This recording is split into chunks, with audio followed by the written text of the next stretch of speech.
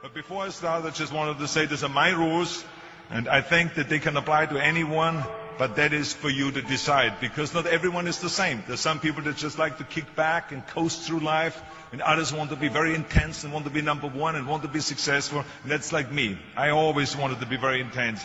I always wanted to be number one. I took it very seriously in my career.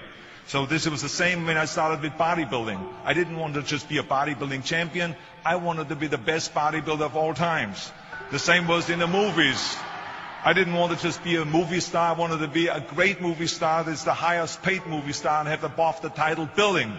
And so this intensity always paid off for me. This commitment always paid off for me. So here are some of the rules. The first rule is trust yourself. And what I mean by that is so many young people are getting so much advice from their parents and from the teachers and from everyone. But what is most important is that you have to dig deep down and ask yourselves, who do you want to be? Not what, but who. And I'm talking about not what your parents and teachers want you to be, but you. I'm talking about figuring out for yourselves what makes you happy, no matter how crazy it may sound to the people. I was lucky growing up because I did not have the television, or I didn't have telephones, I didn't have the computers and the iPods. And of course Twitter was then something that birds did outside the window. But I didn't have all the distractions and all this. I spent a lot of time by myself so I could figure out and listen to what is inside my heart and inside my head. And I recognized very quickly that inside my head and heart were a burning desire to leave my small village in Austria. Not that there was something wrong with Austria, it's a beautiful country, but I wanted to leave that little place and I wanted to be part of something big. The United States of America, a powerful nation, the place where dreams can come true. I knew when I come over here I can realize my dreams. And I decided that the best way for me to come to America was to become a bodybuilding champion, because I knew that was my ticket. The instant that I saw a magazine cover of my idol, Reg Park. He was Mr. Universe, he was starring in Hercules movies, he looked strong and powerful, he was so confident. So when I found out he got that way, I became obsessed, and I went home and I said to my family, I want to be a bodybuilding champion. Now you can imagine how that went over in my home in Austria. My parents, they couldn't believe it. They would have been just happy if I would have become a police officer like my father, or married someone like Heidi, who had a bunch of kids and ran around like the Van Trapp family in Sound of Music. That's what my family had in mind for me, but something else burned inside me. Something burned inside me. I wanted to be different. I was determined to be unique. I was driven to think big and to dream big. Everyone else thought that I was crazy. My friend said, if you want to be a champion in a sport, why don't you go and become a bicycle champion or a skiing champion or a soccer champion? Those are the Austrian sports. But I didn't care. I wanted to be a bodybuilding champion and use that to come to America and use that to go into the movies and make millions of dollars. So, of course, for extra motivation, I read books on strongmen and on bodybuilding and looked at magazines. And one of the things I did was I decorated my bedroom window, my bedroom wall. Right next to my bed, there was this big wall that I decorated all with pictures. I hung up pictures of strongmen and bodybuilders and wrestlers and boxers and so on. And I was so excited about this great decoration that I took my mother to the bedroom and I showed her. And she shook her head. She was absolutely in shock. And tears started running down her eyes. And she called the doctor. She called our house doctor. And she brought him in and she explained to him, there's something wrong here. She said, she looked at the wall with the doctor and she says, where did I go wrong? I mean, all of Arnold's friends have pictures on the wall of girls. And Arnold has all these men, but it's not just men, they're half naked. And they're oiled up with baby oil. I mean, what is going on here? Where did I go wrong? So you can imagine the doctor shook his head and he said, there's nothing wrong. At this age, you have idols and you go and have those. This is just quite normal. So this is rule number one. I wanted to become a champion. I was on a mission. So rule number one is, of course, trust yourself no matter how and what anyone else thinks.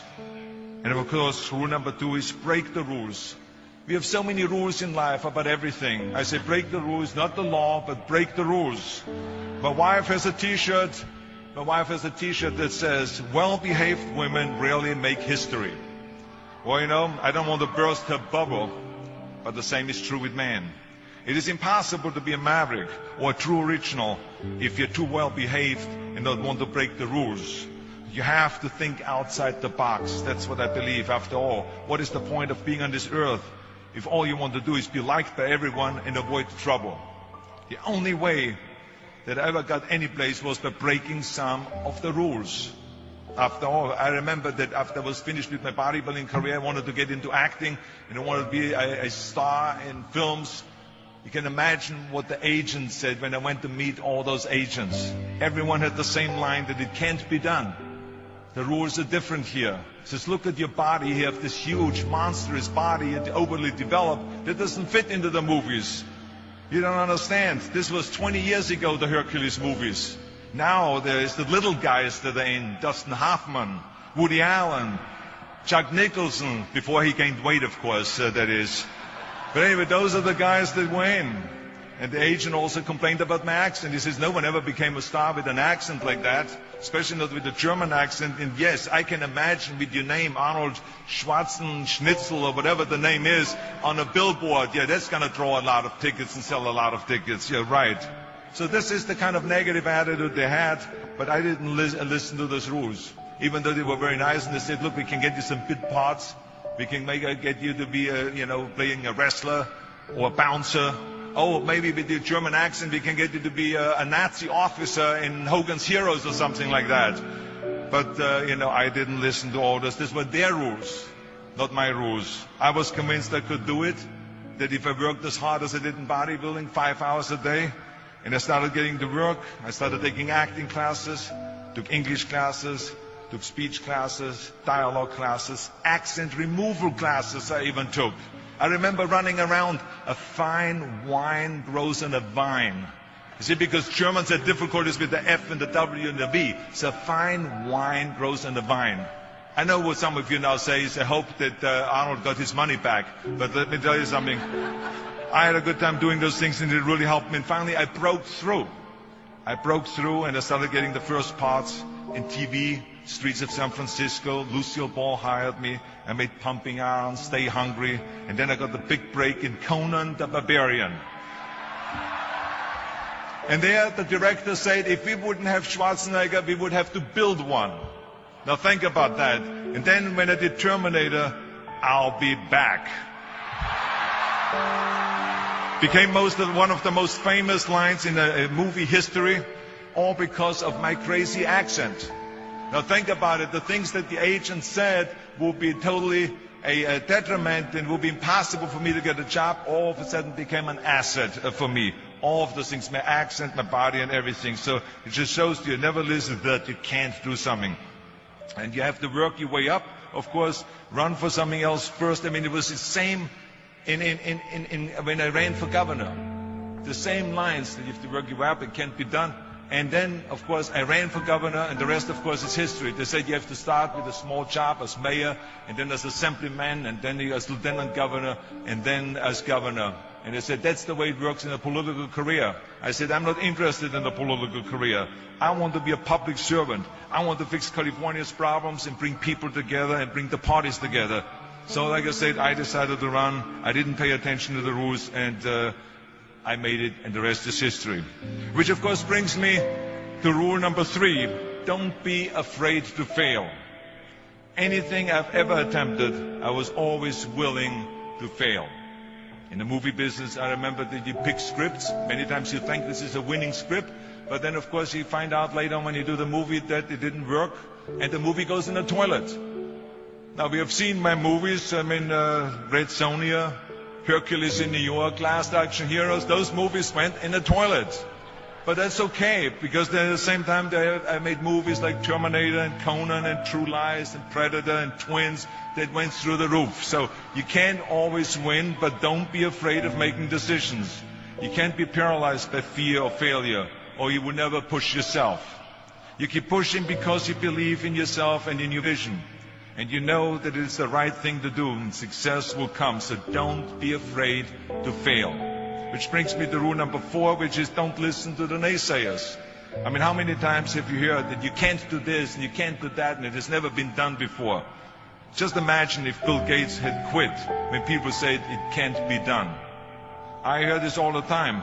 As a matter of fact, I love it when someone says that no one has ever done this before, because then when I do it, that means that I'm the first one that has done it. So pay no attention to the people that say it can't be done. I remember my mother-in-law, Eunice Kennedy Shriver, when she started Special Olympics in 1968, people said that it would not work. The experts, the doctors that specialized in mental disabilities and mental retardation said it can't be done. You can't bring people out of the institution. You can't make them participate in sports, in jumping, in swimming, and in running. They will hurt themselves. They will hurt each other. They will drown in the pool. Well, let me tell you something. Now, 40 years later, Special Olympics is one of the greatest organizations in 164 countries dedicated to people with mental disabilities and with intellectual challenge. And she did not take no for an answer. And the same is when you look at Barack Obama. I mean, imagine if he would have listened. If he would have listened to the naysayers, he would have never run for president. People said it couldn't be done, that he couldn't get elected, that he couldn't beat Hillary Clinton, that he would never win the general election. But he followed his own heart. He didn't listen to the "you can't," and he changed the course of American history. So over and over you see that if I would have listened to the naysayers, I would still be in the Austrian Alps yodeling. I would never have come to America. I would have never met my wonderful wife, Maria Shriver. I would have never had the wonderful 4 kids. I would have never done Terminator, and I wouldn't be standing here in front of you today as governor of the greatest state of the greatest country in the world. So I never listened that you can't. I always listened to myself and said, yes, you can. And that brings me to rule number 5, which is the most important rule of all. Work your butt off. You never want to fail because you didn't work hard enough. I never wanted to lose a competition or lose an election because I didn't work hard enough. I always believed leaving no stone unturned. Muhammad Ali, one of my great heroes, had a great line in the 70s when he was asked, how many sit-ups do you do? He said, I don't count my sit-ups. I only start counting when it starts hurting. When I feel pain, that's when I start counting, because that's when it really counts. That's what makes you a champion. And that's the way it is with everything. No pain, no gain. So many of those lessons that I apply in life, I've learned from sports, let me tell you, and especially that one. And let me tell you, it is important to have fun in life, of course, but when you're out there partying, horsing around, someone out there at the same time is working hard. Someone is getting smarter and someone is winning. Just remember that. Now, if you want to coast through life, don't pay any attention to any of those rules. But if you want to win, there's absolutely no way around hard work. None of my rules, by the way, of success will work unless you do. I've always figured out that there's 24 hours a day.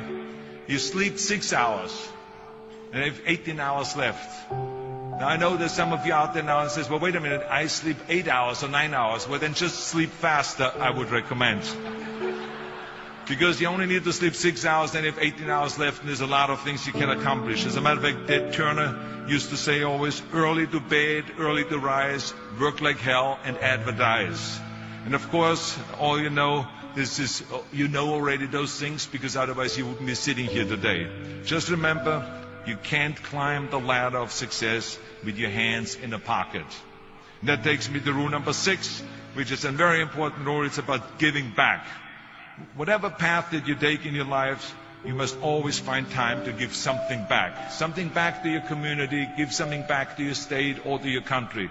And my father-in-law, Sergeant Shriver, who is a great American, truly great American, who started the Peace Corps, the Job Corps, legal aid to the poor. He said at Yale University to the students at a commencement speech, tear down that mirror. Tear down that mirror that makes you always look at yourself. And you will be able to look beyond that mirror, and you will see the millions of people that need your help. And let me tell you something, reaching out and helping people will bring you more satisfaction than anything else you've ever done. As a matter of fact, today, after having worked for Special Olympics and having started after-school programs, have promoted fitness, and now with my job as governor, I can tell you, playing a game of chess with an 8-year-old kid in an inner-city school is far more exciting for me than walking down another red carpet of a movie premiere. So let me tell you, as you prepare to go off into the world, remember those 6 rules.